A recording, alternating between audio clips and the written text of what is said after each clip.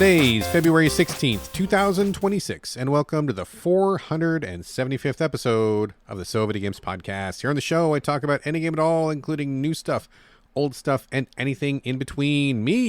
My name is Brad Galloway. I'm the one-man host of this show, and I'm also the editor of GameCritics.com, a website that uses the full range of review scores from 0 to 10 and offers full accessibility info on every review that we publish. And with me today is everyone's favorite man about town, Carlos Rodella.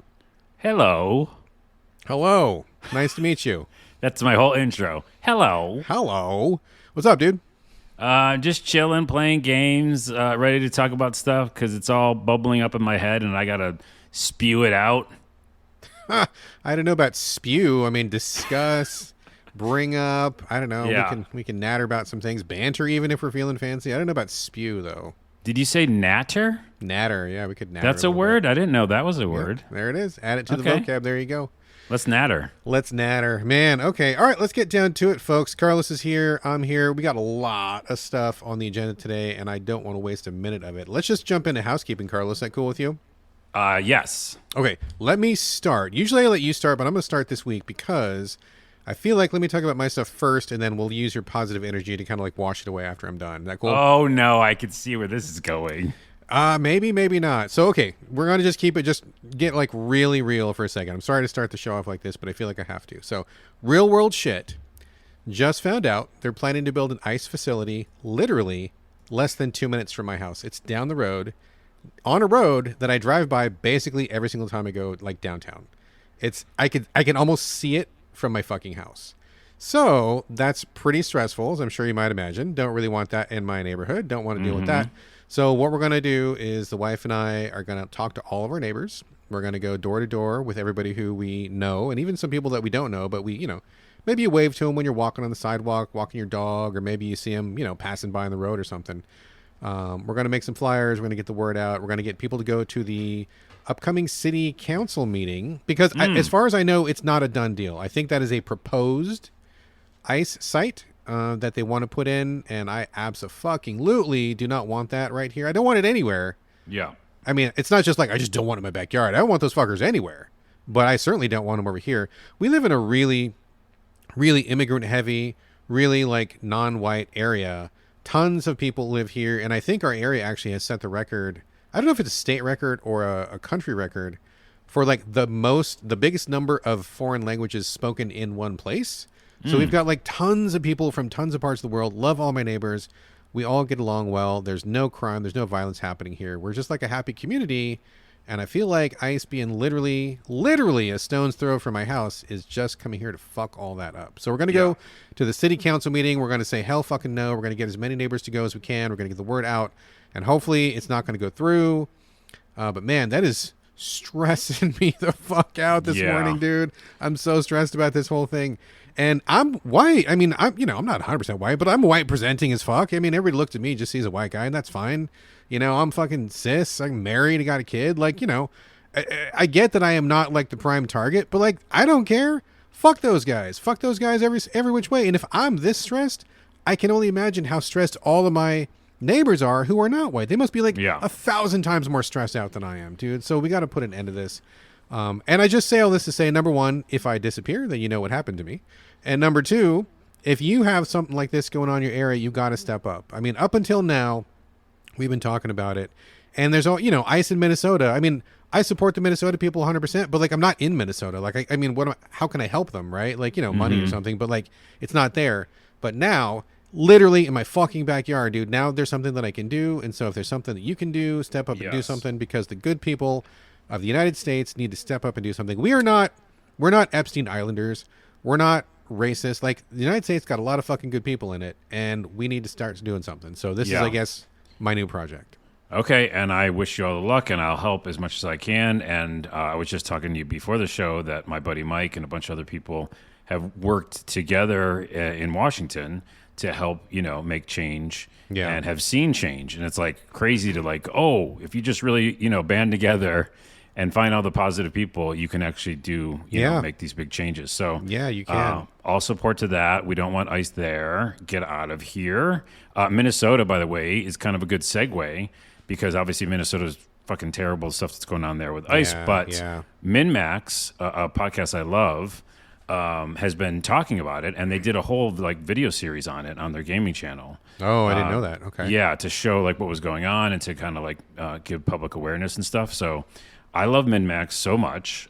Friend of this show and of me, Kelsey Lewin. Yeah, Kelsey. I love Kelsey. Yeah. And so that's my segue. But, echoing to your point, yes, we all need to do something. I have something at the end of the show that I'm doing specifically to support positivity and connectiveness, because at the end of the day, I say it a lot, but we all have more in common than, not in common. And we're humans. 100%. And we 100%. really do want to help each other. And like BS, divisiveness comes into play throughout history. Yeah. It's not the first time. And it continually tries to push us against each other in every single, timeline. Yeah. Like every single part of this history that the humans have been here. Other humans that have power, they go, hey, you guys should be mad at each other. Or you shouldn't like this type of person. Right, right. Which, by the way, is Big Brother 100%. Well, yeah. And I'm glad you brought that up, because now that the Epstein files are out, and they're out in other countries. We're only seeing part of it here in this country in America, but in the other, I've seen it fully released in other countries, and I'm getting news bits from other countries. It sounds ridiculous, but the thing that the right was accusing the Democrats of is actually what the Republicans are guilty of. It sounds stupid to even say this, but they're literally racist, rapist, pedophile, cannibals. Wait, a couple of those words you can't say, and I think this can't go on YouTube now. Well, whatever. It doesn't matter. But well, fuck YouTube, because this is real shit. Like, I know. Everything. It sounds ridiculous. It sounds so tinfoil hat, and yet we've just proven it's true that like most of what's shit about this country right now is because of these fucking scumbags getting together and deciding things that like shift things in their favor. And to think that these disgusting, evil, filthy monsters have been just ruining us for like all these decades, it's just like it's stomach churning, man. Yeah, but the not bigger, but maybe equally as crazy is that like a lot of this stuff can happen, and then the message can go out, and then nothing happens. You're like, wait, bro. Well, you know what I mean? Like for the longest time. I hear you, but it's like you got the crooks in charge, and so you got to go to the crooks and tell them to catch the crooks. I mean, who the hell's going to catch the crooks when the crooks are people who got the power? They're all the crooks. Yeah, I know. It's freaking terrible. Okay, well, can I let me transition. Segue out of here. Segue out of this fire. And I only say it with a little bit of levity in my voice, because that's all I can do. You got to laugh unless you're going to cry. You got to pick one. Let's laugh today. Exactly. And here's the positive angle: is that MinMax, which again did some great coverage of the Minnesota stuff. They have Kelsey has her own podcast with a bunch of women called Pew Pew Bang. And it's a women-run podcast. That is a funny name. Yeah, it is a great name. And it's always fun. And I always find myself just like I watch it on YouTube and I just like leave it on. And I think I'm going to like go to watch something else, but I always leave it on. It's like endlessly fun. And they were just talking about Metroidvanias. Okay. And like the whole episode was about that. And I loved it. And they even mentioned how, and I'll see what your take is on this, but like Dark Souls kind of could be considered Metroidvania, because you do have areas you can't get to, and then you kick down ladders and you go back to those places. Yeah. I mean, I think that I think I can see the bones there. I can see the connection. It's not a crazy stretch to me. Yeah.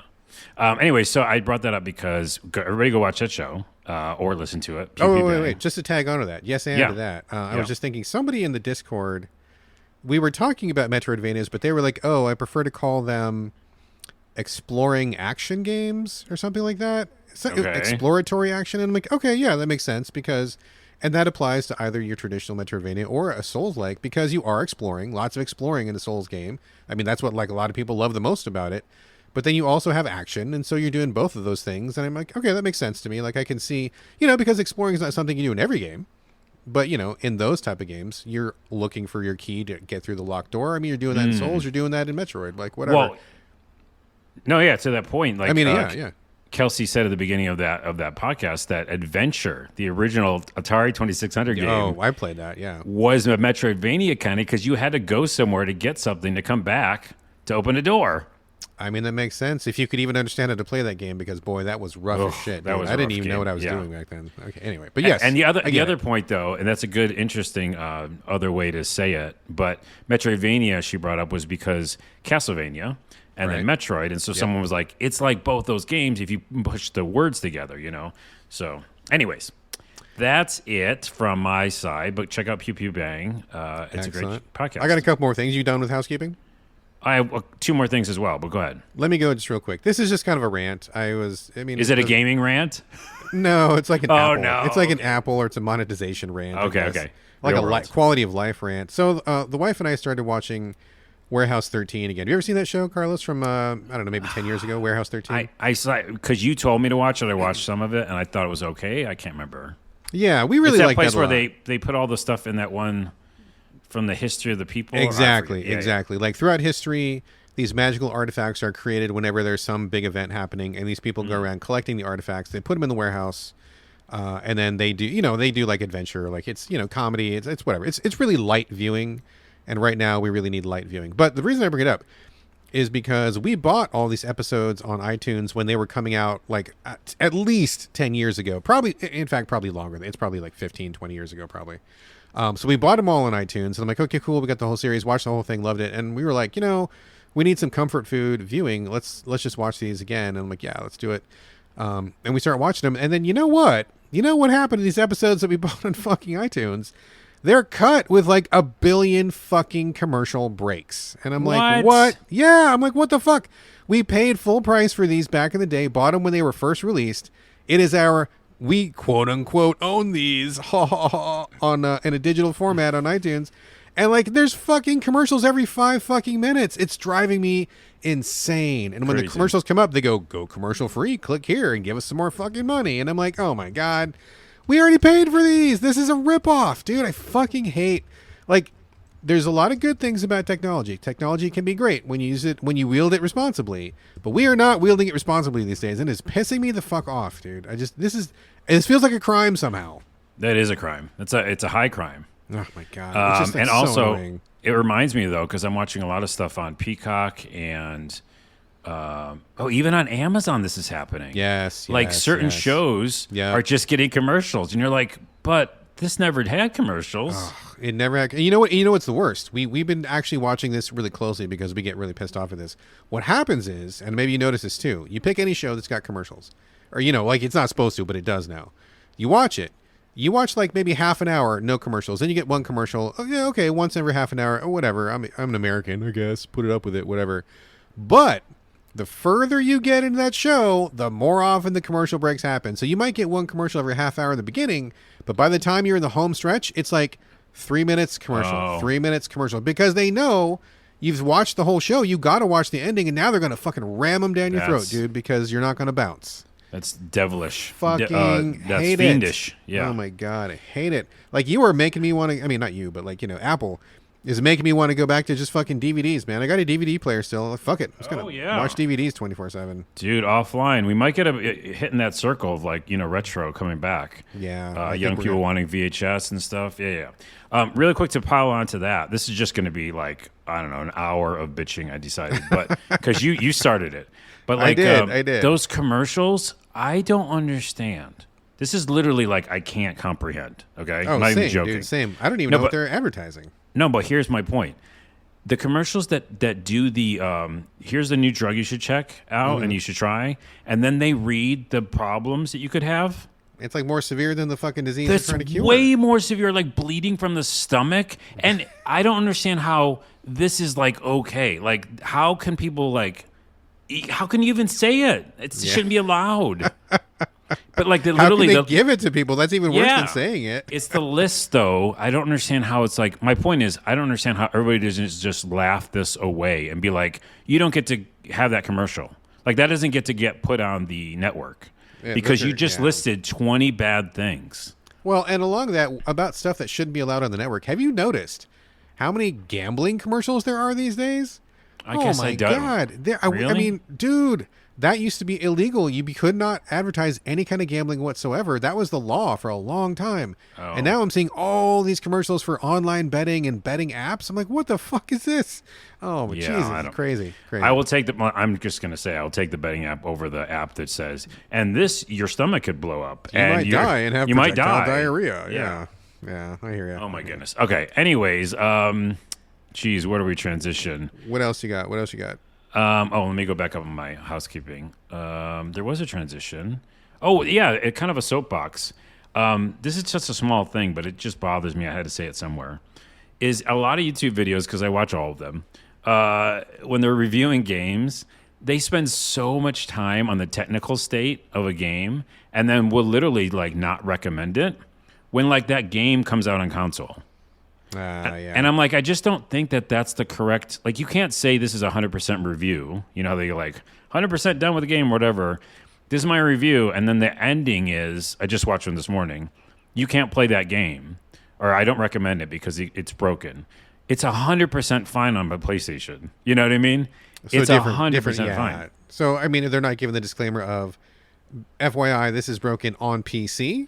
And They they're not might say separating it, out. and they might even say it in the details, but it doesn't matter because the last thing the person hears who is watching this review about the game and is deciding whether or not to buy it hears, you should wait.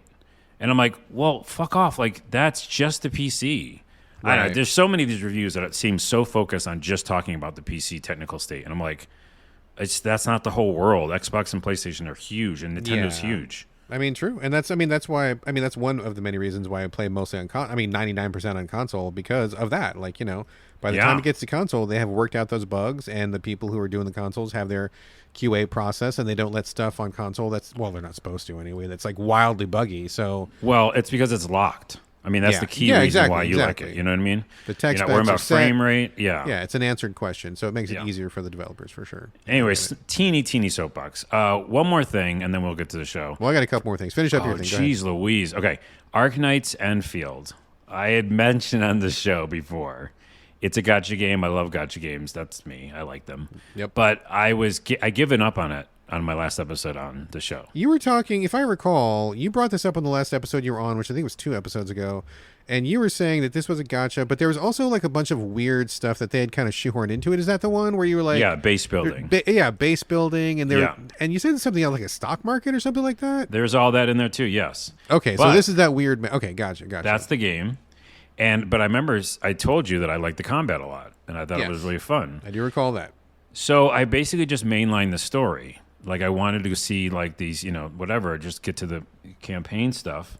And then the third act, after you beat like a huge boss, you get to a whole new area that's like beautiful, like amazing, and should have been the beginning of the game, in my opinion. And so I was really happy that I did that because I just didn't look at the factory. Like the factory in the base building, I just like let it be on fire. And can you just like skip past, or you have to do it? You don't really have to do much of it. I learned because if you want to do the story, you can do it. They'll every once in a while make you dip back into the factory and say, "Hey, we need this material," and you figure it out, and that's like you made the thing you need to make. And right now I'm in the third area, and they made me make another factory thing, but just like a piece of it, And then what I do is I make it for the campaign, and then I just leave it on fire. And I'm Gotcha. like, bye. I'm not going to talk to you again. So I'm having a lot of fun with it, and I beat the main boss in the campaign because the combat was fun, and I really did like my characters. Okay, so you like rolled credits on the campaign then? There is no rolling credits in gacha games. You don't even get a little ending scene or anything like that? Well, A little you happy? might. I'm actually at the end of whatever campaign stuff they have available now because they'll always keep adding to it. That's how gacha games work. Sure. But so I am really close to whatever would be almost roll credits. But it's really about the experience. Like a lot of those games are like, just go ahead and have fun. And I think that's what I'm bringing it to the show today. And like, if you guys and gals ever like wanted to like exit that game like I did because of the base building, just don't do it. And just walk around and like, if you like the combat, like just do the story bits. Well, it's nice that you can at least do that, or maybe just, do minimal. Because, I mean, I guess my concern would be, it might be a roadblock if maybe 20 hours in the campaign I've not been doing the building or whatever, the factory stuff. And then all of a sudden I need to do some and I'm just not able to because I haven't advanced the factory Nope. enough. Nope, that's the Okay, point. That that's doesn't good. exist. That's good. Yeah, Good. yeah. Good. All right. Good. So Excellent. I'm like, until the next one, which is Neverness to Everness, that's the one I want to play next. Until then, I'm like all in on that game. So just thought I'd tell people. Right on. Right on. All right. I got a couple more things. Housekeeping. You got anything else for housekeeping? No, that's it. You hit it. Okay. Just a heads up that next week is the Logitech Adaptive Esports Tournament happening on, I believe it's Sunday. Just want to give a heads up to everybody. If you are interested in participating, if you are a gamer with disabilities, they take all kinds of different disabilities, cognitive or physical or any type of disability. There's different categories. They're always looking for new players. You can go to the Logitech Esports website and apply. They also have a really good social circle where you can meet other gamers with disabilities and just kind of hang out. You don't have to like participate in the tournament if you don't want to, but you can. There's tryouts, but there's also just like social game time. There's also just chatting and just meeting folks like that. I bring it up, I mean, number one, because, we support players with disabilities, but also I will be doing the ASL interpreting for that show on Sunday. Nice. So in case you want to watch it with yours truly doing his thing, you can catch the ASL feed for that. And I can't remember what game it is. We did Rocket League last time. I feel like it's either golf with your friends or maybe it's Brawlhalla. They kind of rotate through games. But regardless, it's a good thing to do. If you haven't heard of it, check it out. They got lots of stuff going on. Big props to Logitech for supporting this and funding all this. They work in cooperation with a couple of other places as well. I think Mount Sinai Hospital and something else, I think. So Cool. Props to everybody there. And just a final shout out. Not necessarily video game related, although tangentially, but this week happening like literally right now is Toy Fair. Toy Fair in New York, which I always look forward to because, I love action figures and toys and dolls of all sorts, anything. I like all that kind of stuff. And so it's always been kind of an exciting time, like looking at Instagram, seeing what all the new drops are. Whole bunch of new He-Man stuff coming, a bunch of Transformer stuff, whole bunch of like all this and that. So if you like action figures, toys, and stuff like I do, check out Toy Fair. Lots of announcements coming down the pipe, and it's an exciting time to be a toy fan right now. So there you go. Oh, cool. And also, that's a good transition for one more thing. One more thing. What is it? 90s, talking about toys, I just thought about me and having toys when I was in the 90s. There's a really cool YouTube channel called My 90s Things. Uh-huh. And the video just put up was about what gaming was like in the 90s. And it's just like really good to watch. It's like 15 minutes long. Oh, okay. So right check on. that out. And did I ever tell you about on the podcast about me making my little TV series with my toys? That does not ring a bell, no? It's called Final Battle. Maybe. Refresh my memory real Okay, quick. basically I took all my characters. I had like Han Solo. I had someone from Voltron. I had like, just they were all from different series. And I gave them new names and I made like a show out of them. And so then they all Mark Rammer was one of the guys' names for some reason. Hunk Zyborn was actually from Voltron. And so I renamed all these people, made like a TV show. And in bed, before I went to bed, I would play with the figures, but I wouldn't play with them. I'd make like a show. And they would like go against all the evil guys. And the evil guys had their own, they wanted Did you to record it? Did you have like a VHS? No, because they didn't have camcorder it back then. No. Okay. No. All right. So I just kind of recorded it in my mind, and I would This I feels like an literally- opportunity, Carlos. I feel like this is a chance for you to make some quality content here, buddy. to redo it. Well, okay, and so what I would do though, and this is before it even existed, bro. I would say last week on. I Would literally you did really that. like you're continuing Yeah. the storyline? Yeah, I was like last time. You remember he was almost dying, and blah blah blah happened. That's very funny, dude. You should Called do that. Final Battle. I follow a lot of people on Instagram. I'm mostly on Instagram these days because there's a lot of toy folks there and Twitter's dead. So I follow a lot of people who do exactly that. They make toy videos or they make toy posts where they're doing continuing storylines. Yeah. There's one where this guy has his G.I. Joe guys fighting ice. There's one, my favorite one of all time is Merman from He-Man. Merman and his cousin Stinkor kind of go on these various adventures. Nice. I love that. Love that cartoon so much. But there's lots on there. You should maybe do that. That sounds like something that would be pretty cool. you know how I don't need another project, but I will look at my box. I have one box of like old stuff, and it has like maybe 4 action figures in it. So I'll go find them. All right, check it out. Check it out, folks. The upcoming action figure adventures of Carlos Rodella. That sounds exciting. Final to me. Battle. I'll just Final call Battle. it Final Battle again. Yeah. There you go. All right, cool.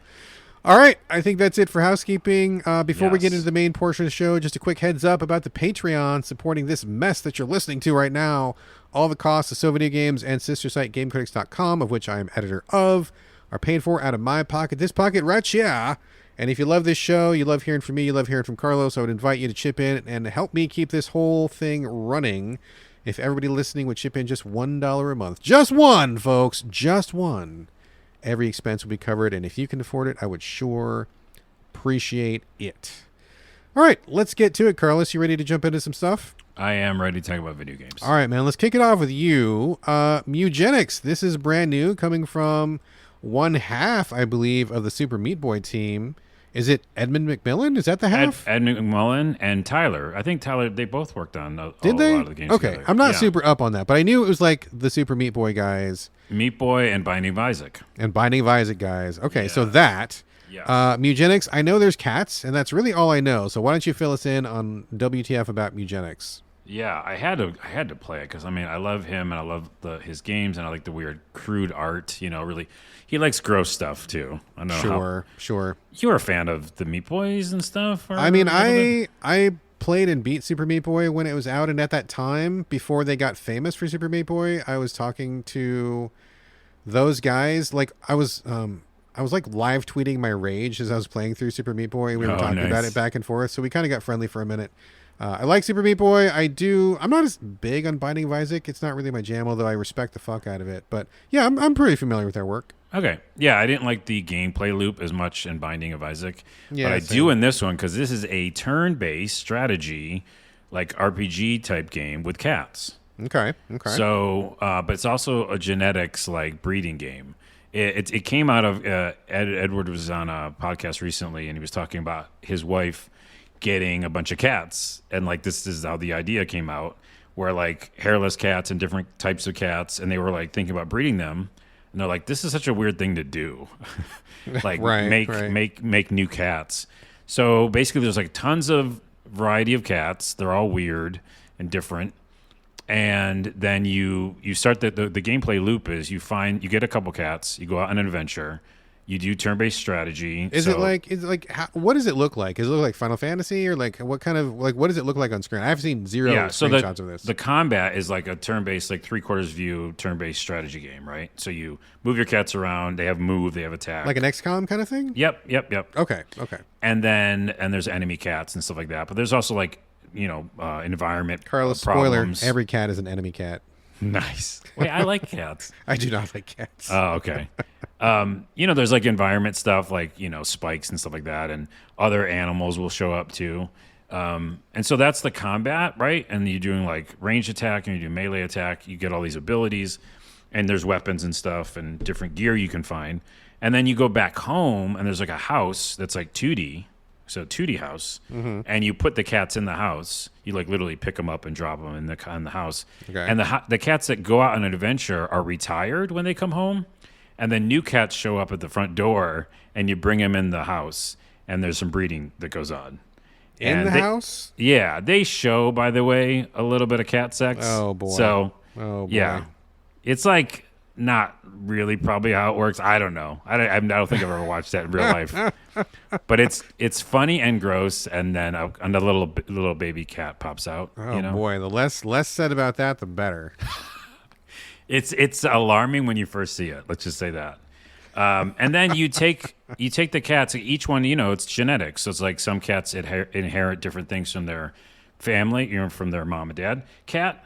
And then they get new things too, like they come with new things. And so you have different abilities, and it's just fun to see like the different types of things you might have. Like, Carlos, remind me, dude, what is the name of that game that came out a while ago? I'm blanking on the name of it, but it was like a roguelike 2D kind of a platformy, and like when you died, you got like the next generation of character that would have like these genetic traits. Do you remember that? Yeah, I know you played it. I did, and what the hell is it? I'm sure the people listening to the show are screaming. There is some similarity there. I was just gonna say, is it kind of similar to that, to where like you go out and then like you play with a character for a while and then you retire them, and then the next guy has like some of their DNA passed on or whatever. It's kind of, but the difference is this is a comedy game. Like there's so much fun comedy, and it's a roguelike thing where you are going out, and each time it's like a little puzzle.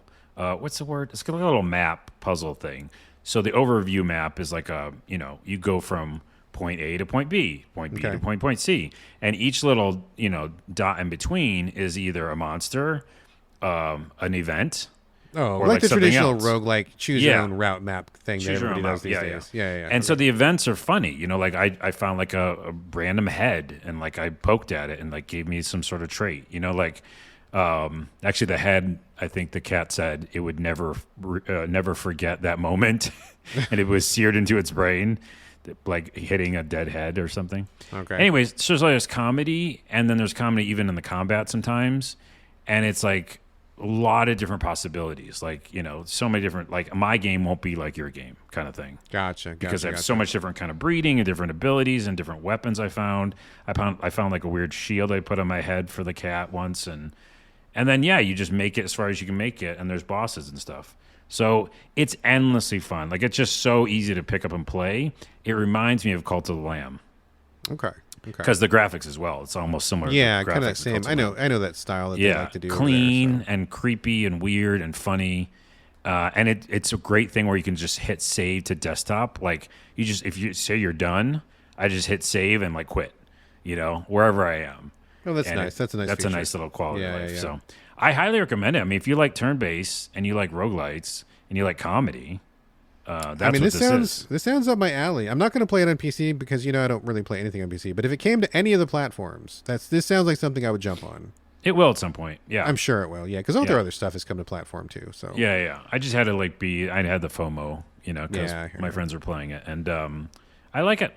It's fun. Sounds good. That is Mewgenics, and I believe we have a review in process. I'm not doing it, but one of the guys at Game Critics I think is cooking it up. So you can look forward to some full coverage probably next week or the week after coming up. So Cool. All right, cool. I got a bunch of games. I'm going to change my order. I'm going to talk first about Reanimal. Oh, I'm excited because... Okay, wait. I don't like getting excited about things that you announce because then you almost always... you say, well, Carlos, I wouldn't get too excited. I've heard that statement years on this podcast. Literally years. So I'm not going to say anything. Reanimal, what's that game about? Reanimal. Okay, so the team, I believe it's called Tarsier Studios, who were the people who made the original Little Nightmares. Mm-hmm. Little Nightmares 1 and 2, which I was a big fan of. I actually really enjoyed Little Nightmares 1 and 2.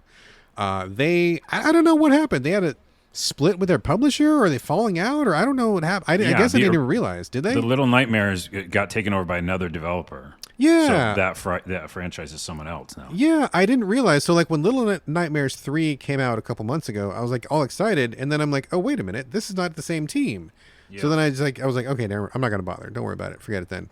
And then I realized, okay, so those people, Tarsier Studios, are now making Reanimal. I'm like, okay, well, what's this all about? Checking it out. Again, got a code from the publisher, full disclosure, and we do have somebody who's doing it for review at Game Critics. Not ready yet, but it's coming, and I'm just playing it just for the show here. So I jump into it, and I don't have a lot to say, honestly. I don't have a lot to say, because I start playing this, and I'm like, oh, it's just Little Nightmares again. I guess I don't know what I was expecting. I figured, maybe in my head, that like breaking from your publisher and losing your IP, that maybe you would do something different. It does not feel different like at all. It feels exactly like you can call this Little Nightmares 3, no one would blink at it. They'd be like, yep, that's it. You have two little kids. I mean, they're small, really small, and they're all wearing masks again, just like they did in Little Nightmares. You're in this creepy, fucked up world with these weird skin people and weird, like, huge monsters, just like Little Nightmares. You're running around, you're doing team stuff just like in Little Nightmares. It looks like Little Nightmares, it sounds like Little Nightmares. I'm like, oh, this is just literally just Little Nightmares again, which is cool because I like it, but at the same time, I don't know. I guess I was like, oh, like what are they going to do? Like, what's different? Like, if there's something different about this, then I guess I don't know what it is, or maybe I didn't play long enough. But it seems just like a carbon copy of Little Nightmares 1 and 2. So I was like, oh, okay. And then I don't know. I kind of just like, I guess I didn't care anymore. I guess I just stopped playing it, and I didn't. It was fine. I don't have any complaints about it. Well, I heard that it's the further you go, that I think they did some new things. I mean, I would hope so. Hope so. But also, like, some of these kind of games, just like Inside, as you know, is about the experience in total. You know, yeah. And so you can play it and be like, it feels gameplay wise the same and aesthetically, but it might be something out that hits you at the end. Very true. Very and true. the reviewer that I watched was saying that like they loved the experience. So yeah, and I totally get that for sure. I get it. And if I had never played Little Nightmares 1 and 2, I would have been like, oh, wow, this is so weird. I'm all in. Mm-mm. But after having played a little bit of Little Nightmares 3 and then playing this and having it all kind of be the same thing, I'm like, oh, I'm good. Like, again, no criticism of the team. I don't even have any complaints about the game. yeah, I guess I just wanted something different, and I didn't put enough time in it to see anything different. So I'm like, I just kind of cooled off on it. I'm like, okay, I get it, and maybe I'm done. I don't know. Okay. Yeah. That's not a bad thing at all. That's just like more Little Nightmares, right? Yeah, I'm totally. If you want more, this is absolutely more of that. Like, I mean, carbon copy as close as you can come. So, yeah. Anyway. All right. Yep. There you go. Let's see here. God of War, Sons of Sparta. Carlos, this got, shadow dropped at the most recent Sony State of Hullabaloo? Play. Yeah. I didn't watch it, or but people Hullabaloo. or Hullabaloo. I didn't watch it, but people told me about it, and I guess they dropped this right away. So I don't know anything about this other than this is the 2D one. Is that correct? It is. It's a Metroidvania, which is why I brought it to the show, and Pew Pew Bang, Metroidvania Connection. Before I get into that, though, State of Play, we didn't go over it, but they did. My brother's really excited about the Rayman collection they're putting out. I don't know anything about what came out. I didn't watch. I didn't watch a recap. Or you have to tell me about it. I won't go through the whole thing, but remember Rayman, there's some Rayman, sort of special place in my heart for Rayman. I don't know, like the time it came out, the fact that it looked so cartoony at the time, and I was like, whoa, I don't know, something about it. It made a splash for sure. It was big. It was big for a while. And so the one that's coming out is one of those things that I love, where they put the developer diaries in it and stuff. Is it a remake or is it a brand new game? No, it's like a collection, just like a something, collection. But then they're adding the developer diaries. And so I'm 100% going to get that. Oh, okay, cool. Excellent. And there's a bunch of other games. I'm not going to go through that, but it was a pretty good state of play, and I was excited about a lot of things they showed. And then at the end, they dropped this, and it was it met with different kind of reactions, because if you're expecting more God of War, which they talked about, they're going to remaster the 1 through 3 original God of War games. Which will be weird, because those are very different games than people have come to know God of War to be these days. They're out of control, kind of in a way. So after they said they're going to do that, they said, but right now you can go play God of War Sons of Sparta, which is a 2D Metroidvania, which I don't think anyone was expecting. I certainly wasn't expecting that. I heard people say that they were not too impressed. It looked bad. I haven't seen any pictures of it. What do you think of it? And a lot of it's expectation again. I just go with so much zero expectation. I think if you're thinking about God of War, and even the old man version, it's fantastical. It's over the top. It's crazy. And this is like a 2D medieval guy, a Spartan, who's got a spear and a shield. And that's the game. It's before he became what he became. And this is still Kratos, right? Like back in Kratos, the early like human Kratos? Yeah, and his brother and a bunch of people that you might know later on in other, the series. Gotcha. But it's in a little village, and he's got limited weapons, and he gets upgrades and stuff like that. So it's just, I think people were not expecting that. But if you just take it at face value of a Metroidvania, which I've been trying to find one that I like, I was like, okay, I'll try it. So I like it. I mean, the short version is I like it. And I didn't stop playing it like a lot of Metroidvanias I stopped playing. I think a lot of Metroidvanias get me confused, and I get lost. Or they do the map wrong or something, or they do something that makes me want to leave, the game experience. Yeah. And this one so far, and there's I don't know if it's easy mode, but there's difficulty settings.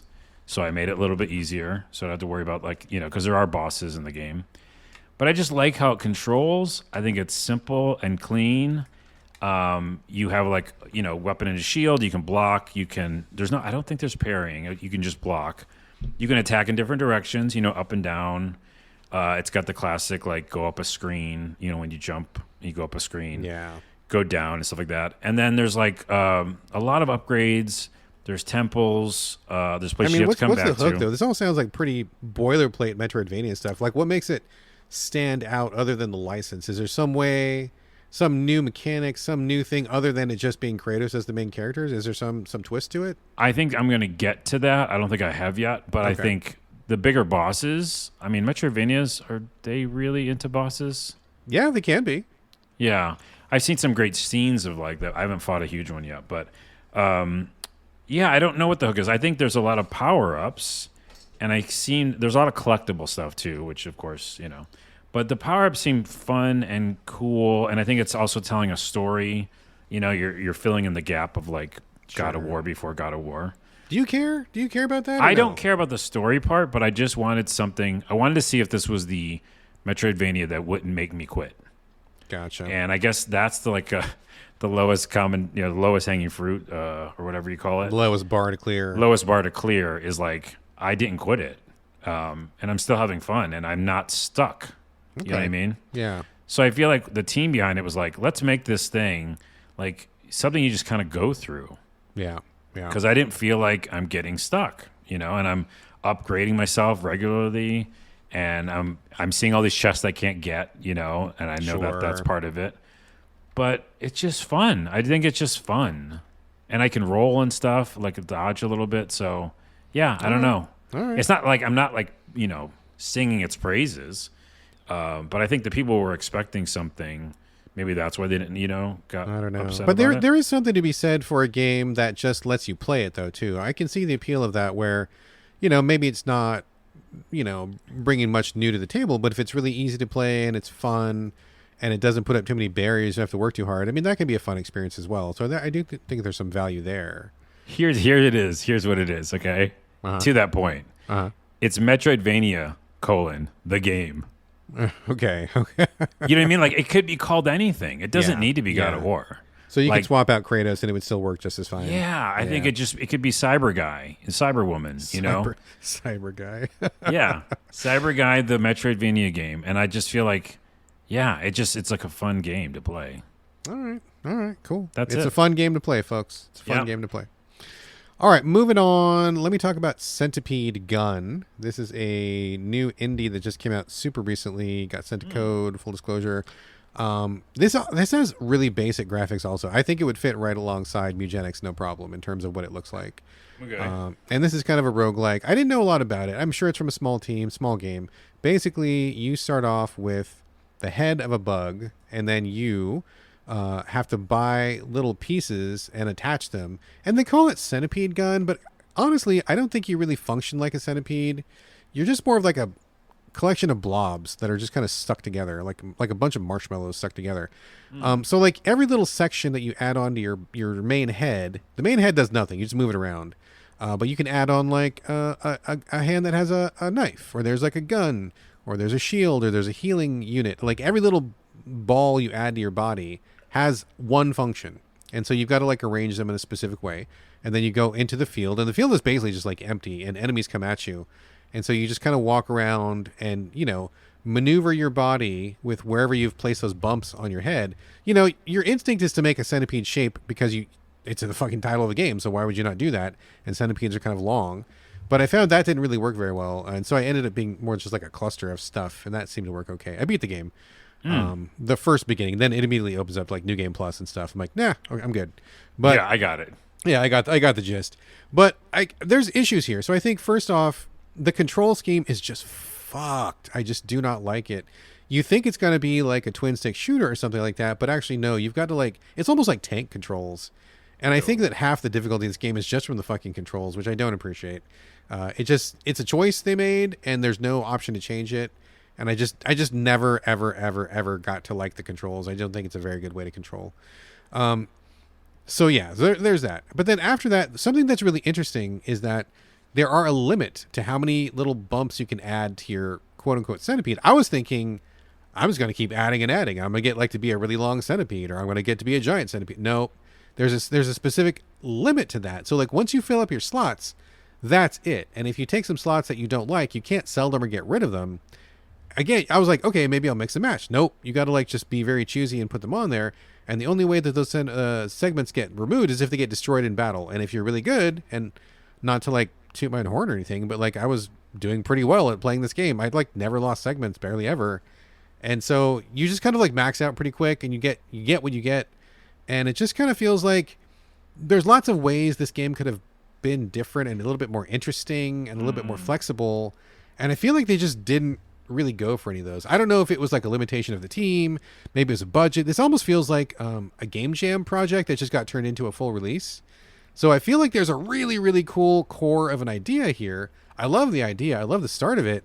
It just feels like, man, there's so much more you could do with this. Like even just riffing, I already came up with like 5-10 different ideas, and where I'm like, oh, we should try this. So let's try this and make it more than it is. So I had small fun with it. I finished it. I rolled credits, and I liked it enough to play it, and it was playable and kind of neat. But it just feels like there's a lot being left on the table here, and it just does not feel like a fully imagined, feature complete game. You know what I mean? Yeah, but you did roll credits, which is saying a lot, actually. Because even if it's a short game nowadays.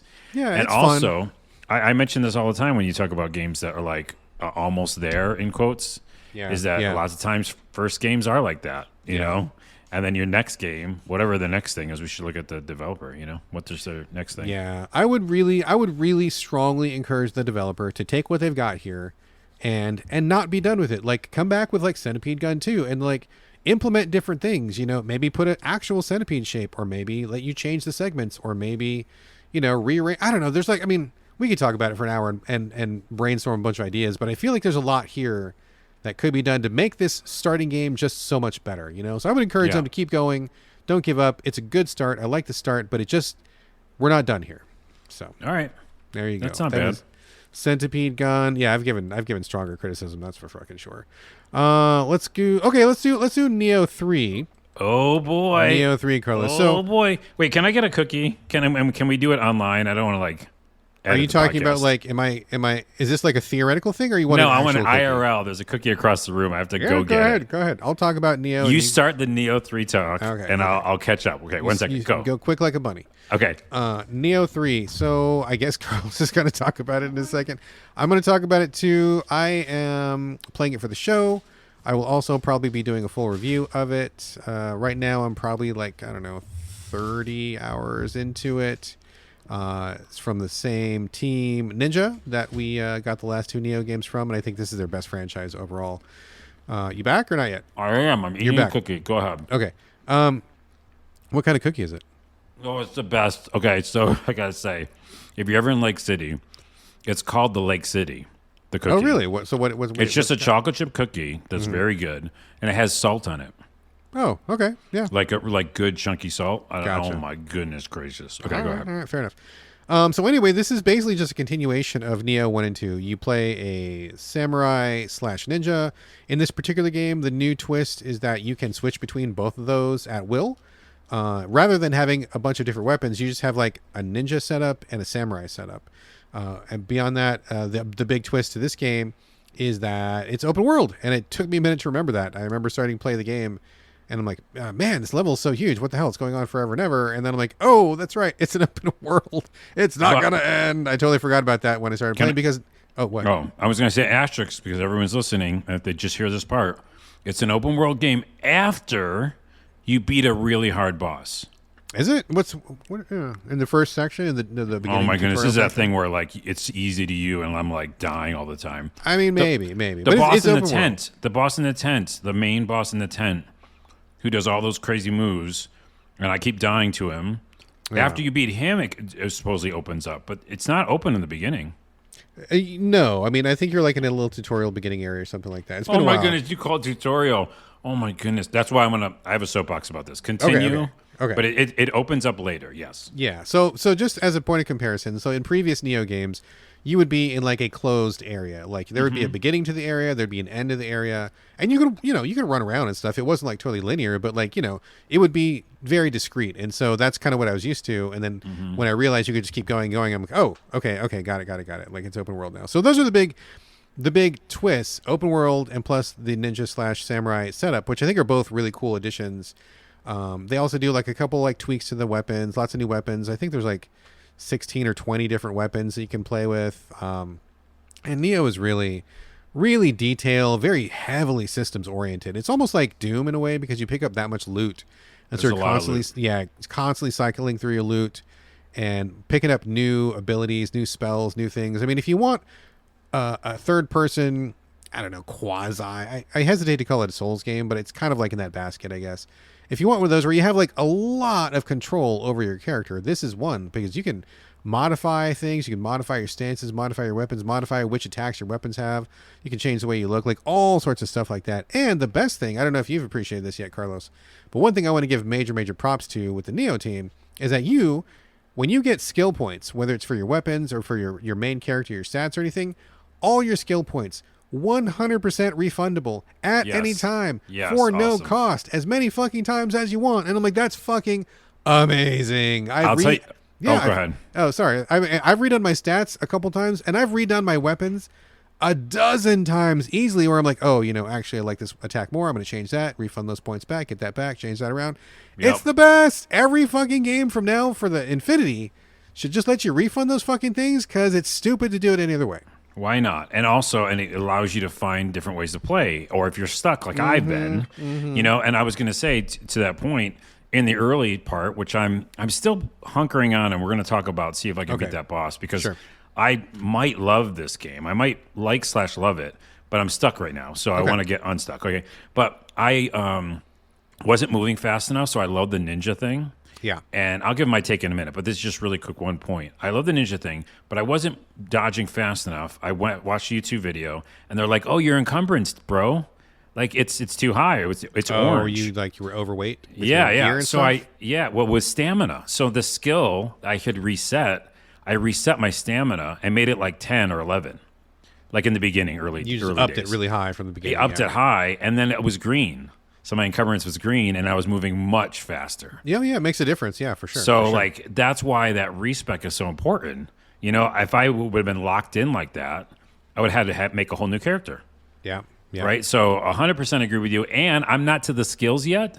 That's how early I am. Oh, you're pretty early then. Yeah, you're still pretty early. If I don't beat this boss, I don't get the skills. Like it's literally all this one boss. So you're at the, I guess the first major boss, right? Like, yeah, because there's a couple of tougher guys scattered throughout here and there. And I beat all of them handily. That's my point. Okay. I have many soapboxes about this game and this genre, but that's the one that we could talk about right now. Is that I sent you a video. Do you remember? Did you get it on PlayStation? I don't remember getting a video. No. Go to your PlayStation and look. No, don't send me. Don't Wait, messages. You're never gonna look? I mean, I will look now that I know that it's there, but I don't check. I mean, nobody messages me on PlayStation. Okay, from here on out, I'm going to start messaging you on PlayStation. Just send me a text or something. No, don't. I can't. No, it's in the app. But you can tell me. You can be like, Brad, go check PlayStation. I'm like, oh, okay, cool. I'll go check. Oh, right. Okay, I will do that. Yeah. But my point is, I sent you one, so go look. I'll go watch. And it's me destroying enemies, including huge ones, with my ninja. Yep. And going oh my goodness, this is so fun. I get to the major boss, die, instantly, so fast. Yeah, the boss is hard for sure. He's definitely hard. So maybe we can talk about how I can beat him, but and you can bring in other people. So there's that trait or that ability to fight ghosts of other players. Yeah.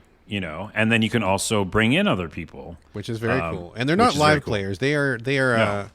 It's just when you it's like in Souls, when you leave your mark, rather than getting summoned into a game, they just take a snapshot of your character at that time, and then when someone quote unquote summons you, they clone what your character is, all your skills and your weapons and stuff like that, and then the computer's AI fights for you, which is pretty fun.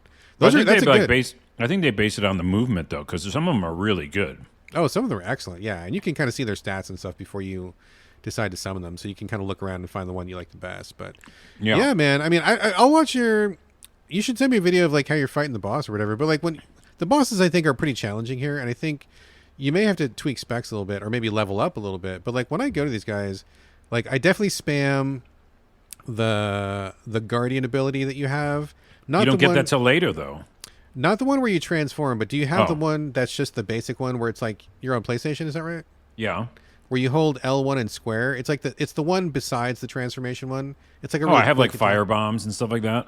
Yeah, it might be that where you for me, it depends on this guardian spirit you have. And again, I'm sorry, this is inside baseball, folks, but there's don't be sorry. This is the freaking talk. This is what we're doing. This is a cajillion things you can do to tweak your character. So there's a million different builds and stuff. But so I'll spam that, which builds up pretty quickly.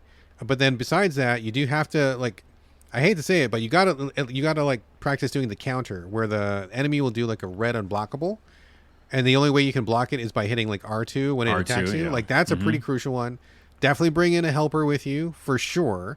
Yeah. And then I mean, other than that, just go to town on them, and there's not really not a lot to it. That's some of it. But the other thing I'm going to mention, and this is good to mention, is the key pulse thing.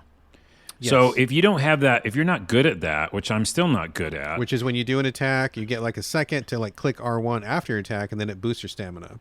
Yeah, well, it brings your stamina back because without doing that, you just run out and you get staggered, and I hate that. Yeah. I think that's the dumbest thing to put in a game. I will stand by that every single day of the week.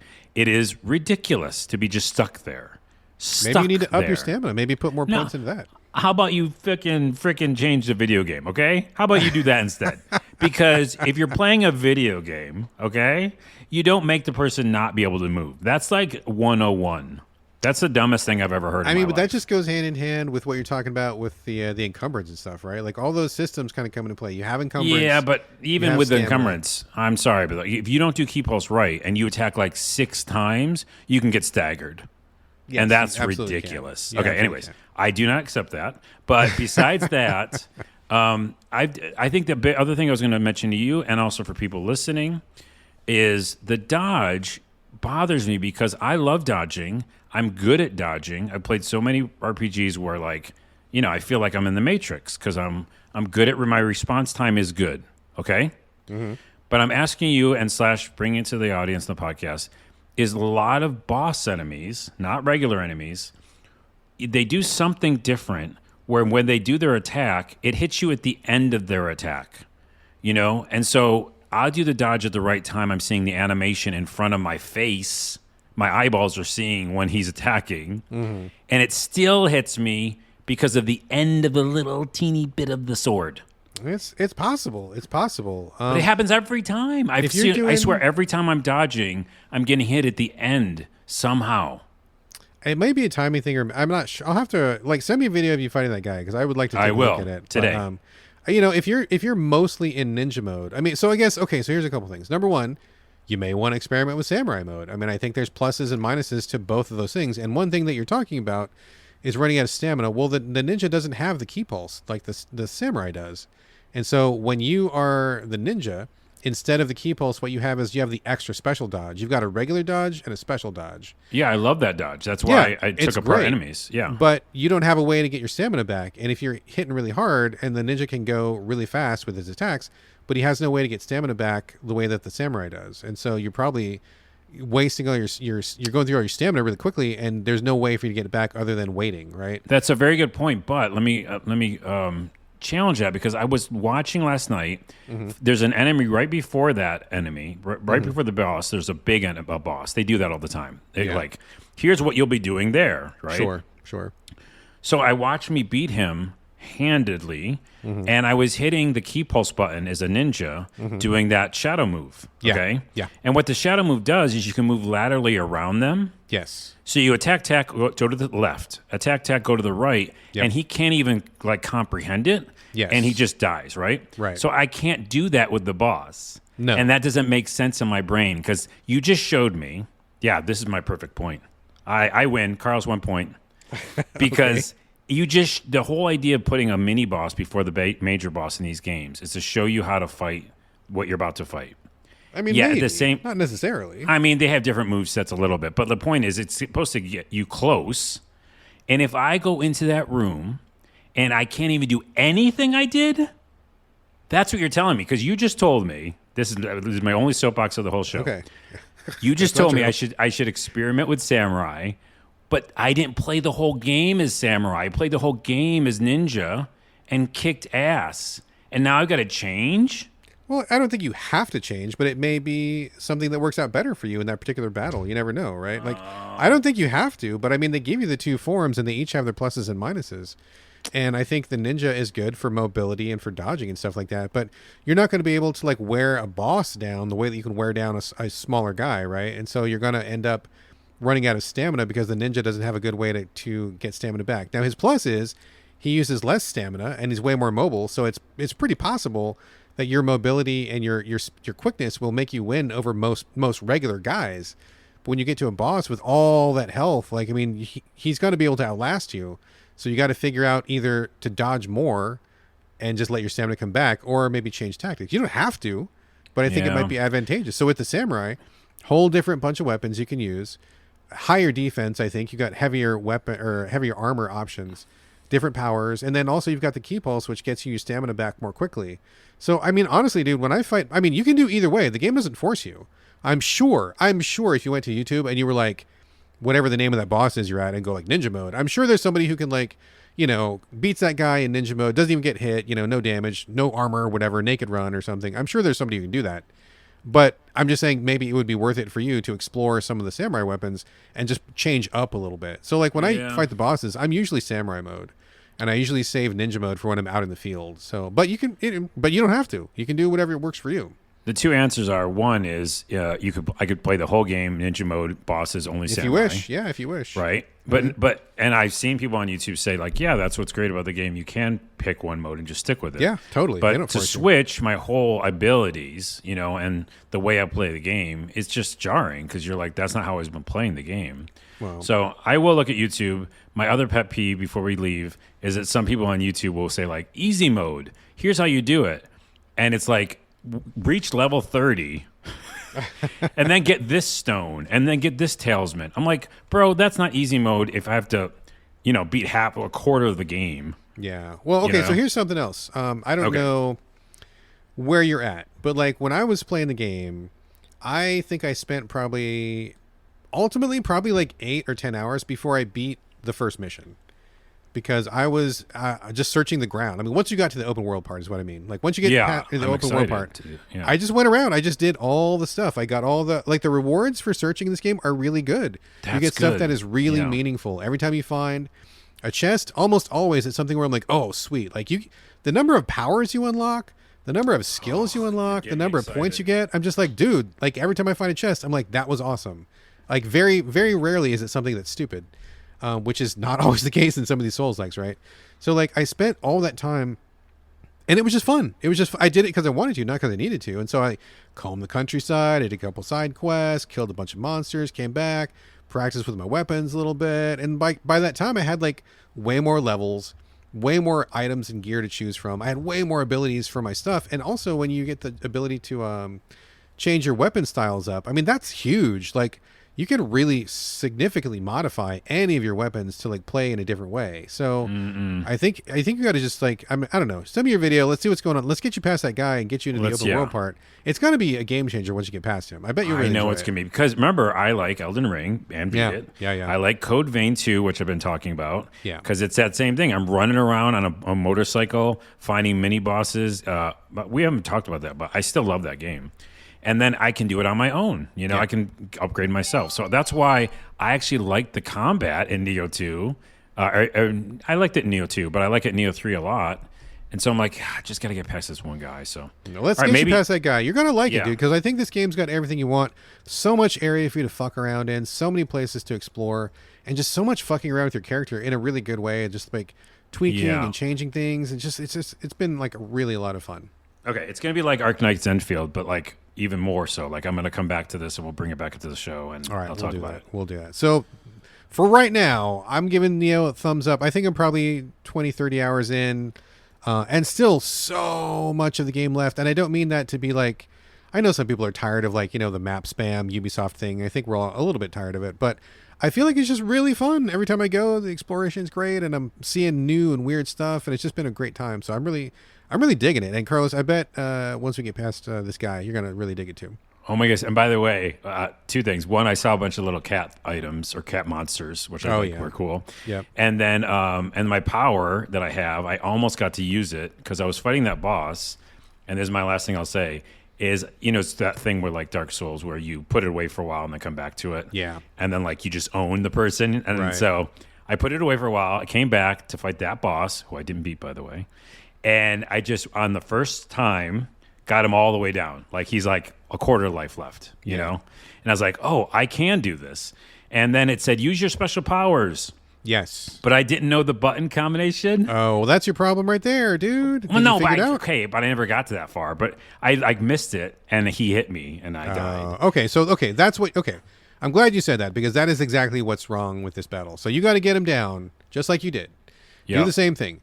When he goes, use your power, it's triangle plus circle at the same time. I saw that now. Yes. You become invincible, literally invincible for like, I don't know, 30 seconds, and you just wail on the guy, and you're going to kill him right then. I'm going to kill him right then. Okay, so I got to get back to that point, which, by the way, was a one-run kind of thing, so we got to see what that was. But, okay, I'm excited. You're going to help me. You'll get back to it. Just get back to it, wear him down, wait for your friend to go, use your power, hit the triangle and circle at the same time. You're going to morph into like this super-powered form, whoop ass on that guy, and he'll be dead after that. Okay. All right. There we go. Okay. Let me talk for a minute about a couple of quickie games, and then we're going to end strong with you, Carlos, on your big game. First, let me give a mention to Lovish, Lovish. Playing this on the Switch. This is a small game from a small team. This is, I don't quite know how to describe it, but it's a 2D platformer. Pretty basic graphics, pretty basic combat. You can jump, you can attack with your sword, and each level is like the size of one Switch screen. So like you got to do various things, just dodge the enemies or get to the exit or find the key. I mean, it's all really, really basic combat. And between each level, you have these randomly assigned micro cutscenes. You do not get to choose them. They just happen on their own. And apparently the developer has put like a crazy amount of these like micro cutscenes in. So like you do one little level of platforming, you get to the cutscene and it'll be like, oh, you found a rat, but it's dead. Womp womp. And then you just like go to the next level, right? And they're kind of comedic. Sometimes it's just a joke. Sometimes you get like damage, like, oh, you tripped because your shoe was untied, -1 life. Sometimes you're like, oh, sniff a flower, +1 life, or something like that. So all these little random events happen between the levels, which I think are comical and fun.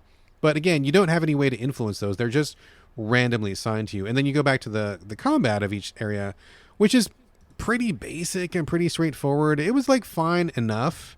But once it gets a little more difficult, it's a one-hit kill kind of a game, which I found my patience was running out really quickly. Sometimes you just like nudge a guy, or sometimes you just misjudge a jump a little bit, and you're just dead. You got to do the whole thing over again. And these levels aren't huge, but man, the frustration really built up really quickly for me.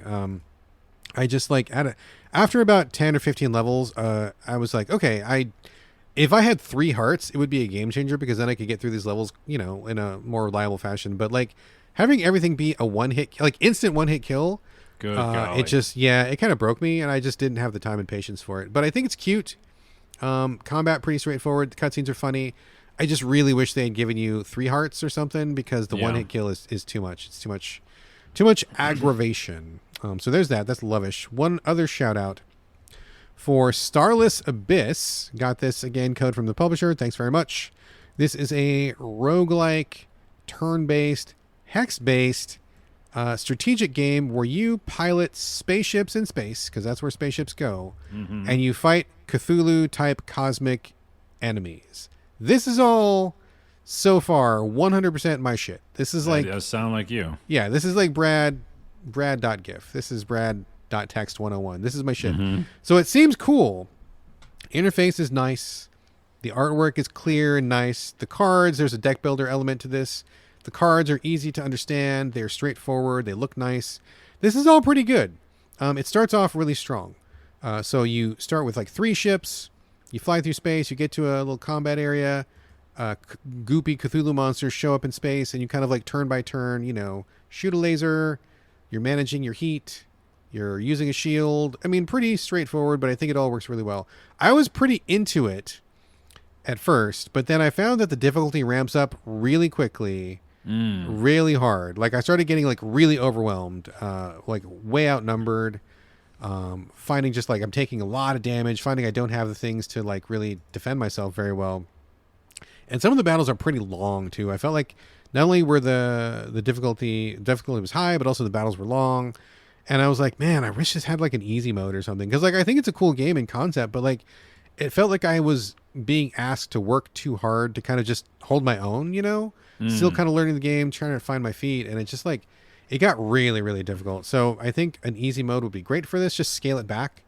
Because if you're the developer listening to this, I'm sure you know your game better than anyone else. And I'm sure it feels really easy for you. But as somebody come into your game for the first time, and listen, man, I'm not a noob. Like, I've been playing games for fucking 45 years. I know how to play games. I feel like it's just the difficulty starts off too high, and it's a difficulty that I don't really feel like I want to like sign up for. So I bounced on it, but I would like to come back to it if it was a little bit easier, a little bit more, I don't know, just more options for the player to make it cater to my tastes and my sensibilities. But it's cool. I think anybody who likes anything that I described when I was talking there should check it out for sure. Just know, it's a hike. It's an uphill grind a little bit, and you got to like work for it. It does not give it up easy. So if you're down for that, give it a shot. But I think for me, I'm going to wait for like an easy mode to get patched in, and then I would gladly come back to it. It's funny how many games we talk about on this show, and we'd say difficulty is an issue. Yeah. And you're like, how many of those would you and I have both kept playing?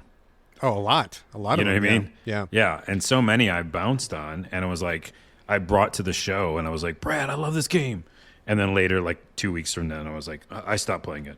Yeah. Because, it got really difficult or something happened. Let's talk about that for a second, Carlos, because I think that you and I are kind of in the same boat. I mean, we're both, I don't want to say that we're like old men, but we're definitely like older as far, we're not like 20 or anything like that. So we've been playing games for a while. I know we both, have stuff going on in our life. I mean, we each do things that are outside of video games. And I don't know about you, dude, but like these days, when I sit down with a game, I want to have fun. And that doesn't always mean that it's necessarily easy, right? Like maybe there's a particular challenge. Like I just played Cairn, which I loved. Cairn's fucking hard. It's got to be one of the hardest games of the year. But because the process and the mechanics, everything kind of was there, and it was like the challenge it was giving me was interesting enough, I hung with that challenge, and it was fine. Rolled credits, it was great. I don't want that from every single game. Not every game has that same thing. So like when I play a game, sometimes I just want to get a good amount of fun. And if I'm hitting a game where I feel like I'm working too hard and the return I'm getting back is not enough, that's what makes me bounce. I mean, is that kind of what it's like for you?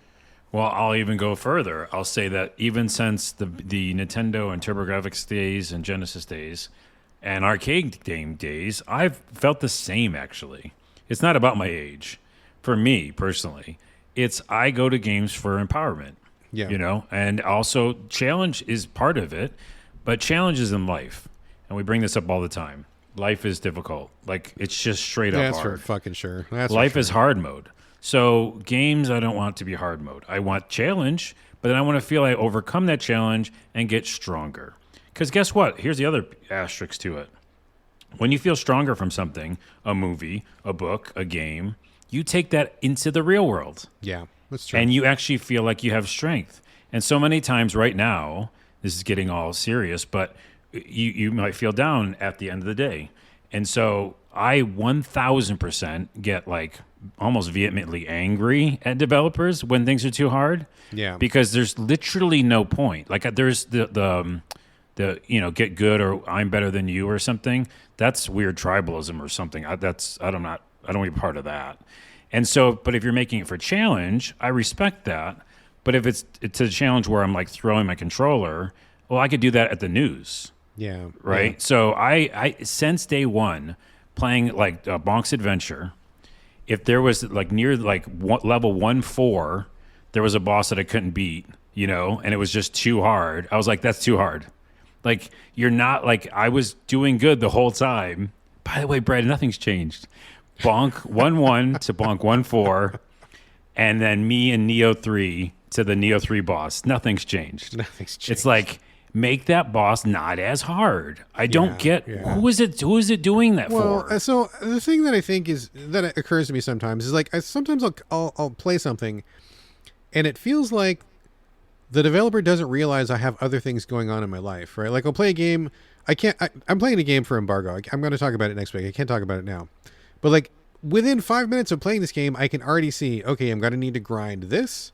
And I'm going to need to grind this, and I'm going to have to play this 3 more times because I can't do it the first time. And I can already see where these things could be different if the developer made choices, but they don't.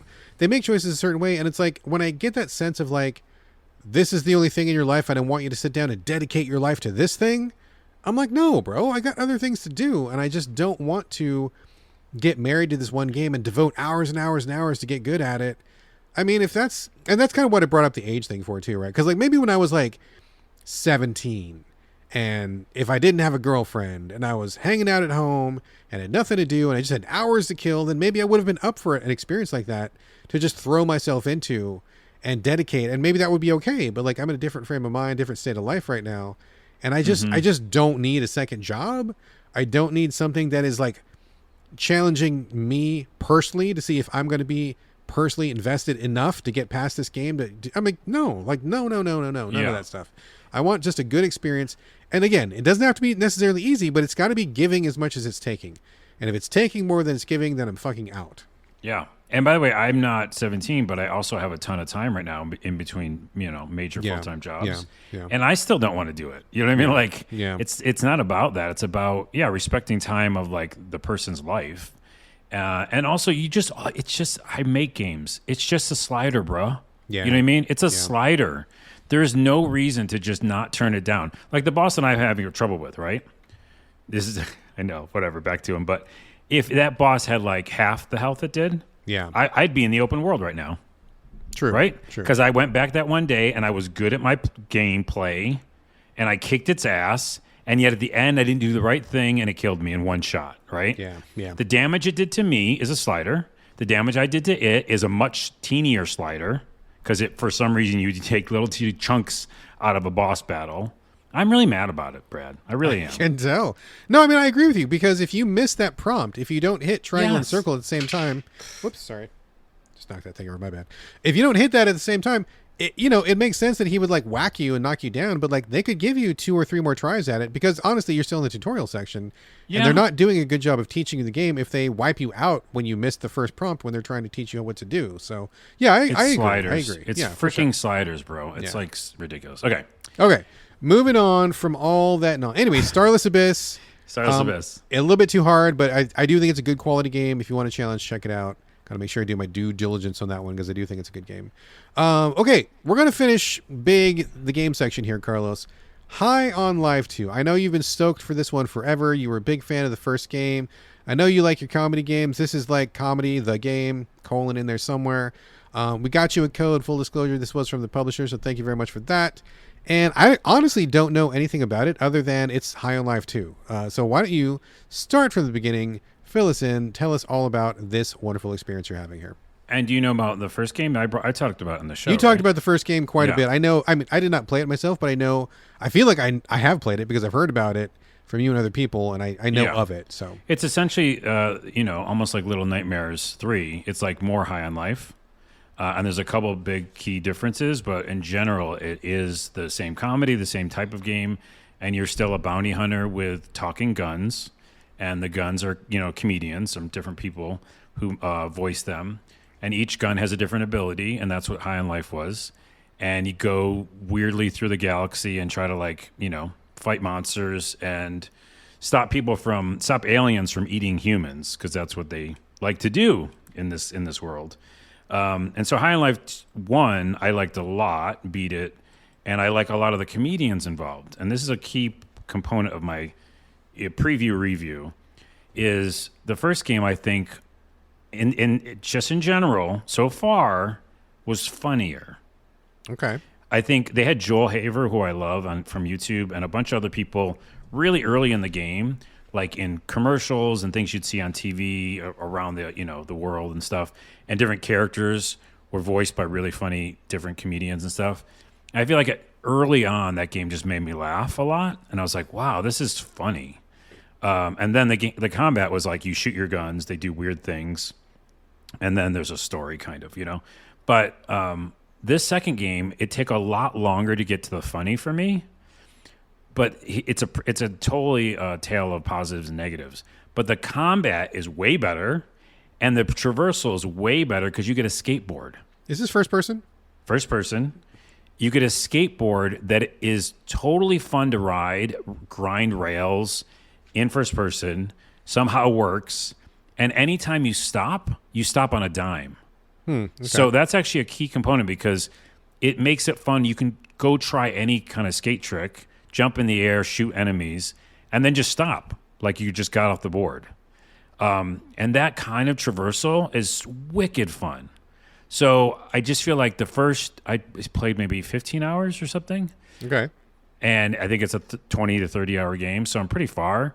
I think for the first almost 8-9 hours, it wasn't as funny, and I was like, "Oh no, what happened?" But I was having a lot of fun playing the game. Gotcha. And so now I just picked up. If you know me, I love Tim Robinson. He's from I Think You Should Leave and the Chair Company. Very, very funny guy. He voices the creature weapon. So there's a lot of different creatures that are weapons, but his is called Creature. And I just got him finally, and about like 12 hours in, and I could listen to him read a phone book. You know what I mean? He is the funniest thing to me. Yeah. So that has upped the whole ante of the game for me, because like I'm like, okay, I'm just bringing him out. Because the game, how it plays is first person, run around, go to like a hub level, find, you're basically tracking down your bounties, tracking down enemies. And when you find them, you got to fight them and all their goons and stuff. And each time you're walking around the worlds, the open sections, not open world, open sections, you can swap your guns at any time, and each gun does a different thing. One slows down time, one shoots a bunch of little monsters out. They all have their own abilities. One's a bow and arrow, and you use them however you want, but lots of times, for puzzles, you have to use them how they want you to use them. And then that's the gameplay. It's like you go find these bounties. But then in between, you just kind of like hang out in this world and look for jokes. Like that's the loop. Yeah. Okay. Yeah. And so I think the jokes in the first one were just better. And then now I'm hoping the second half or the last half will be more funny. That's my only complaint so far. But the traversal's way better. The combat's really fun. And I just love running around the world and skating. All right. So that's the short version. Is there an there must be an overarching story, right? Like, I know you're in it for the jokes and the comedy, but is there a main quest? Like, do you care about the main quest, or is that just totally beside the point for you? You would like it because the first one was about aliens were smoking humans, which is ridiculous. They thought they were good drugs, and you had to stop the evil organization from doing that. In this one, they've decided that there's a big pharma company, and they're producing pills that are humans. Yeah. All right. So instead of it being drugs, it's like legalized drugs. This reminds me of Oddworld a little bit, where in that one you were you were Abe, the odd person, Abe's Odyssey, from back in the day. Yeah. Where they were making meat out of your people or whatever, and so you had to go and stop it. So now it's humans. You're a human who's trying to make aliens stop making stuff out of your people. Yeah, again, it might have been an inspiration. Yeah, I wonder. There's even a human zoo, and the people dress up as humans. They're like, oh, humans are people too. Because humans were basically just fodder for them, low on the tone bowl. Yeah, I get it. So it's fun and funny at times. Tim Robinson, anything he says is funny. And I made a video on my Glitch to the Ground, and it's people like that because it's him. He's funny. So I just wish there was a little bit more of Joel, who I love, Joel Haver, who's a very funny comedian. And some of the other comedians I just kind of missed from the first game. Okay. But I'm hoping that the second chunk will bring more of the comedy that I like. But in general, very, very fun though. And no other games like it. It is the best in class when it comes to you want to do a comedy game. Well, watch this one. This is how you do them. Where you do fun segues. I went to dinner with my mom. That was a part of the game. And my weird stepdad, who's also an alien. And we were at the Rainforest Cafe, basically. And it's all these weird moments. You're yeah, no other game's going to give me this, And I really do appreciate that. So I love it. I'm about to beat it. I just thought the comedy in the first one, the very first half of the first one, was much more in your face. Bam, But overall, this still sounds like a pretty strong recommend for it's you. 8.5. I mean, it could get up to 9 at the end. If some of this comedy kicks in. Come back when you roll credits and give us an official review. That would be pretty good. I would say right now it's 8.5. Okay. Which is quite good. Which is tentatively. Quite good. Yeah. I'm it's so fun to play too. So okay. Well, let us know when you roll credits. Give us an official score. Maybe it's still 8.5. We'll see how it goes. But okay. Give us the final verdict when you wrap it up. I'm gonna beat it this week. All right, that is good for you. And also, that is the end of the That game is good for portion of you. the show. Game portion of the show officially done. But like many folks, Carlos and I do spend a few minutes a week in front of screens that don't have menus or life bars. That is right, folks. It is time for the TV and movie roundup. Let me go first, Carlos, since you just wrapped High on Life here. I just got a couple quickies here. Okay. First, I watched Fright Night from like 1983 back in the day. You ever seen that one? Of course. And of Yeah. course you watched something from the 80s. Super classic. I watched it because somebody was talking about Fright Night 2, and I've never seen Fright Night 2, but they were like, oh, it was really trashed at the time, but now that I've seen it, I think it's actually unappreciated. You should all go back and watch it. I'm like, oh, okay. I actually never did see Fright Night 2, and I haven't seen Fright Night 1 in forever, and my wife has never seen it. So I'm like, cool, let's go revisit that. It has Roddy McDowell, who was a pretty big actor at that time, and a bunch of other folks. Chris Sarandon, who does a great job as the vampire. Basically, the story is about, I'm sure most people know, this has been remade a couple times already, but basically a vampire moves in next door to a kid in the suburbs, and the kid is the only one who knows he's a vampire. So he's trying to convince everybody that he's a vampire. People think he's crazy, and he takes the matter into his own hands and tries to become like a part-time vampire hunter kind of a thing. It's comedy. It's also a little bit spooky. And when it came out in like 83, 84, it was huge. Yeah, I think it was like the second highest grossing horror movie of the year. And it basically set the tone for a lot of movies that came after it in a lot of ways. Very influential. Going back to it, still good. Although I will say it is kind of weird coming back to all these years because it did feel kind of slow in some places. And there's a few places that I'm like, that's weird. We wouldn't make a movie like that these days. But some of the special effects are still pretty neat. Pretty good film. I mean, I'm glad I watched it again. If you've never seen it, it's definitely worth a watch. So Friday Night number 1, and I'll report back once I've seen number 2. I just didn't want to see number 2 without the wife seeing number 1. So there's that.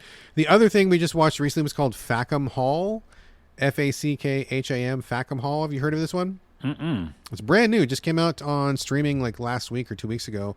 It's basically like Downton Abbey, except pure comedy. Like Downton Abbey is if it was made by the Zucker brothers from Airplane.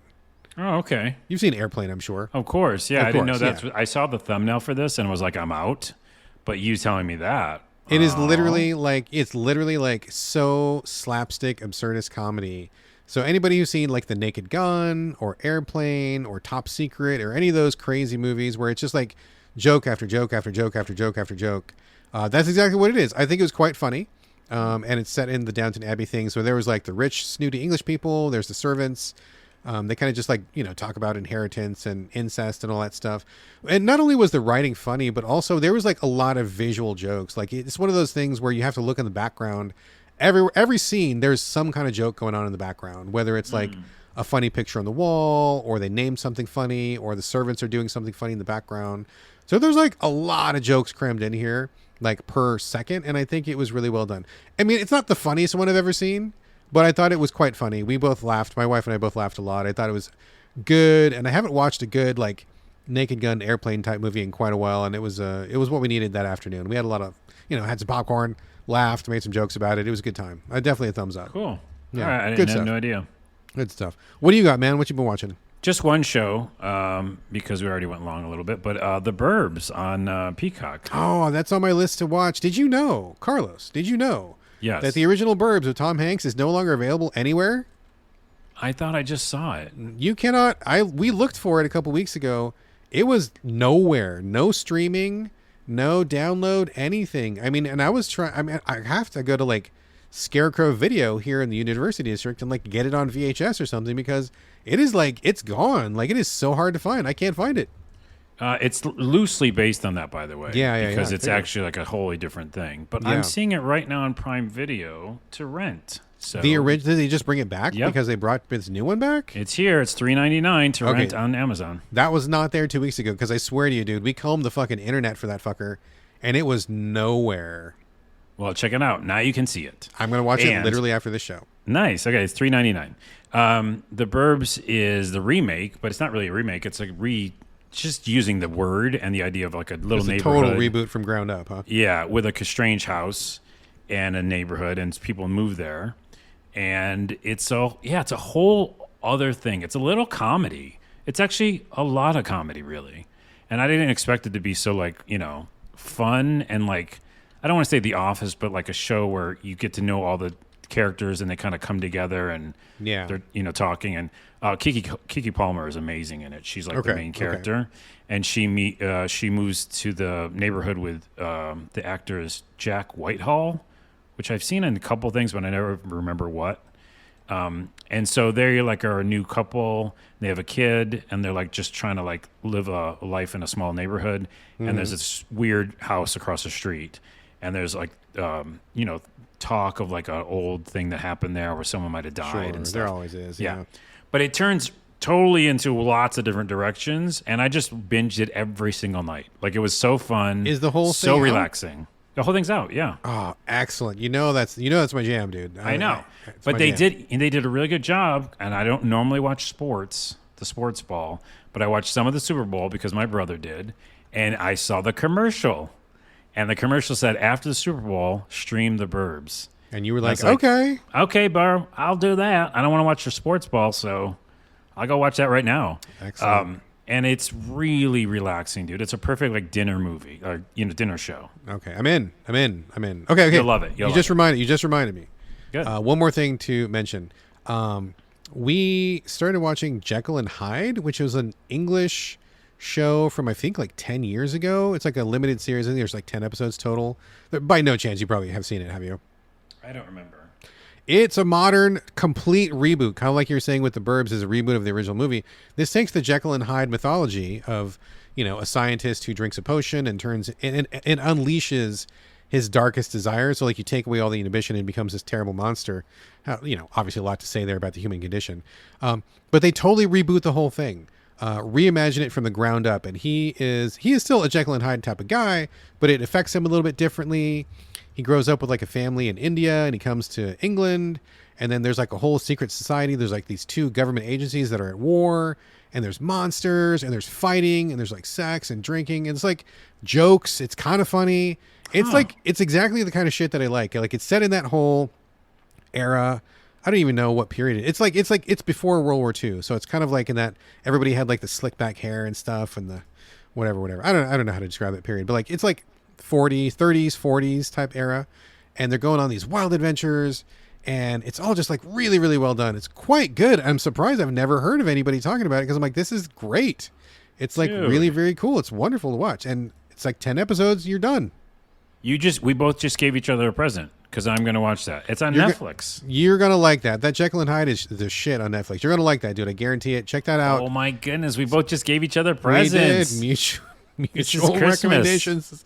Mutual recommendation society. Nice. We did it. All right, cool. So you watch that. I'm going to go tell the wife about The Burbs. I'm going to watch The Burbs. We'll check back next time. Okay. Good. Okay. Good. And then we have one more thing. I have one more thing we can finish this episode. Do it. One more thing. Go.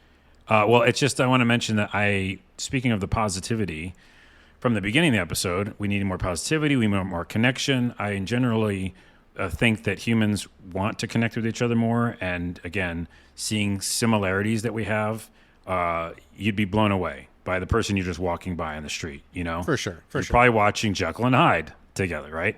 You both are watching it. So I'm making an app, and if you're on our Discord, I can send you invite codes there, and I'll announce it when it's fully out, but it's basically bringing together people over likes. So you put likes in the app, things you're watching. Like I'll put Jekyll and Hyde in The Burbs. I'll put Nioh 3, and if you walk by someone that has that match, it matches you. Like Street Pass on the old DS. Yeah. Interesting. And it works right now already. So it's a web app, but I'm working on the actual app, and you don't have to answer right away. If you say you don't want to be bothered, right? Yeah. You can hit have you can click it off. Or if you match to someone, don't want to, talk to them or whatever, you don't have to. But if you do, you both have to say yes. Then you could find people either in your neighborhood or at the place you're at and start talking. And my whole thing is I want people off the app. I want people to use it and then just actually meet people. I get it. That's actually a pretty brilliant idea, dude. Cool, brah. I think it's actually a pretty good idea you got there. It's called Matcha, and as in match. Gotcha. And it's available now via Carlos. It's So ping available me. by Carlos. Yeah. It's available in the Carlos App Store. It's just Message me Carlos. in Discord. There's another advantage of being on our Discord. I will send you an invite code now, and you can use it like as a web app. And then I'm working on the actual Android app and stuff like that. Okay, cool idea. All right, cool. So Excellent. I wanted to do it for a while, but I thought like right now we really need it because holy crap, just we have a lot in common. So like let's just as freaking people talk about it. Yeah. exactly. All right, right on, dude. That's a cool thing. That's a cool thing. I'm going to think about that. Excellent. All right. That's an episode. All right, folks. That is indeed an episode. Before the closing music, we'd love for you to leave reviews, share the show on social media, but most important of all, please recommend the show to your friends because nothing beats good old word of mouth. And as always, send us your questions and comments. You can hit me up directly, sovideogamespodcast@gmail.com, or on social media. You can find me on Instagram and Blue Sky. It's my name, BradGallaway. All A's, no O's. As Carlos just mentioned, you can also hit us up in the Video Games Discord, which is totally free of charge. You can get Carlos's app there as well. Drop me a line through any of the channels, and we will get you on board to continue this convo. Carlos, do you want anybody to find you anywhere other than the Discord? Just the Glitch to the Ground. That's still doing well, and I love making weird clips about games. Glitch to the Ground, pretty much anywhere you are, but mainly TikTok and YouTube. Okay, mainly TikTok and YouTube. All right, great. Yep. Sounds good. And finally, once again, if you'd like to help support this show with the cost of running the podcast and running GameCritics.com, you can do that over at patreon.com/the So Video Games Podcast. Every single dollar helps, and €1 helps that much more. Folks, that's going to do it for episode 475. Thank you again for joining me here and for joining Carlos, for joining us here on the So Video Games Podcast. And I'll see you next week. And I'll see you at some other time on the episode. Maybe someone will match with you when they're walking on the street. Oh, and then we can talk then about games. Okay, bye.